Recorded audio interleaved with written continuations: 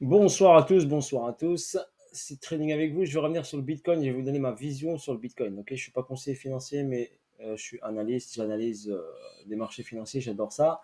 Et je vais vous présenter moi ma vision sur le Bitcoin. Donc là, on est à la fourchette basse et la fourchette haute. Ok, on est sur on appelle ça comme il dit la zone de règne si vous préférez ou la zone d'équilibre. Moi j'appelle ça. Mon équilibrium est ici. D'accord, à une des 50. Donc on regarde bien ici. On est passé ici ou quoi? On est passé en discount. On était en zone premium dans la fourchette et on est passé en discount dans la fourchette, donc en dessous des 50% et on est venu chercher les 61,8. Ok. Donc voilà, après, je vais vous présenter ma vision. Donc qu'est-ce que je vois moi personnellement? D'accord. Je vois une hausse, un retracement, une prise de liquidité ici. On a créé de la liquidité ici, on est venu la chercher. On a une hausse, un retracement ici, un point intéressant là. Une hausse ici où on a pris l'argent, donc on a fait un break de structure par rapport à ce niveau-là. BOS, je vous l'ai écrit, c'est Break of Structure. Donc, il y avait une structure ici créée, on l'a breaké. On a créé un Golden Setup ici. Quand on a créé ce Golden Setup, le prix, là, il a fait quoi? Bon, là, il a végété là et ensuite, il est venu directement au point de départ du Golden Setup. Vous voyez le point de départ du Golden Setup? Il est venu prendre la liquidité du point de départ du Golden Setup. OK? À partir de soi, pour moi, donc personnellement, ici, j'ai un break de structure. D'accord? J'ai un break de structure, donc j'ai une intention haussière. Donc ici, j'ai une intention haussière. Ici, j'ai un retour ici au niveau du démarrage du prix. À ce niveau-là. Donc on est venu prendre la liquidité des 28 266. D'accord.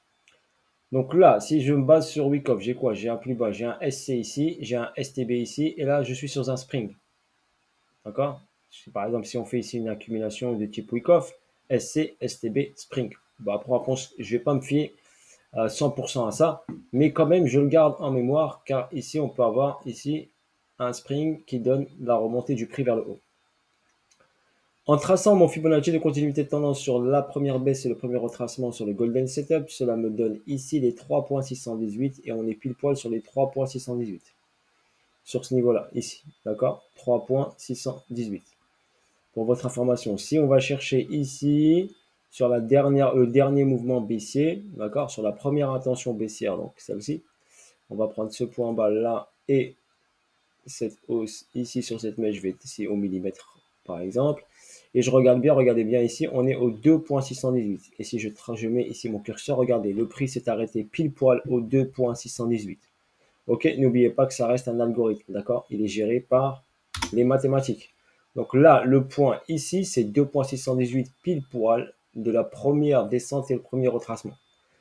Donc moi, personne ici, je verrais bien un rebond du Bitcoin pour aller chercher comme objectif la liquidité au-dessus du Golden Setup. Donc pour moi, ici, on va aller chercher cet argent-là. Donc on va passer au-dessus. D'accord? Peut-être que vous allez me prendre pour un dingue, mais moi, mon analyse me donne ma vision. Voilà. Pour moi, tant qu'on casse pas à ça, tant qu'on break pas à ça, ça prend l'argent en haut. D'accord? Pour moi, ici, je vais surveiller ça, ce break-là. Donc cette zone-là. Cette zone des 27,99, 27 991. D'accord? Pour moi, si ce niveau tient, on peut fortement aller chercher vers le haut. Ok, donc après, on va surveiller, je vais surveiller ici. Donc l'intention haussière. Donc je ne l'ai pas encore l'intention haussière ici. Si dans ce mouvement-là, qui est en train de se présenter à moi, donc sur ce mouvement-là, ok, sur ce mouvement ici, vous voyez ce mouvement-là, donc sur ce mouvement-là, si le prix me fait ça, d'accord, me casse ce niveau-là, ok, forcément, derrière, quand il va casser ce niveau-là, il risque de revenir au point de départ, vous savez ça. Donc si j'ai une accélération haussière ici, une belle accélération haussière, je sais qu'on est le week-end, donc il y aura peut-être un peu moins de volume, mais si j'ai une belle accélération haussière ici, avec un retracement ici, personnellement, je tenterai le buy pour aller chercher. C'est un buy court terme, bien sûr. Je vais chercher ici la liquidité au-dessus de ça. Donc au-dessus du Golden Setup. D'accord? Si je calcule ici, je rentre en position là.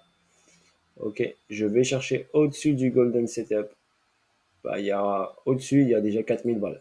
Donc 4200 dollars de hausse. Ok? Donc, moi, personnellement, avec un risk-reward très faible. Donc si par exemple je rentre sur un risk-reward ici, par exemple ici, tac, et je rentre par exemple là en ce moment, allez, sur le prix en ce moment, le risk-reward il est de 400 $, ok, pour aller chercher un 4000 $, voire plus. D'accord? Donc le risk-reward avec SL serait de ça. Ok? Donc moi personnellement, j'ai été tenté à rentrer agressif ici, hein, pour votre information. Pour l'instant, je ne l'ai pas fait. D'accord? Donc, je préfère attendre un signal. J'étais rentré agressif sur cette position-là. Je suis sorti à break-even ici. D'accord? Là, je le sens encore mieux.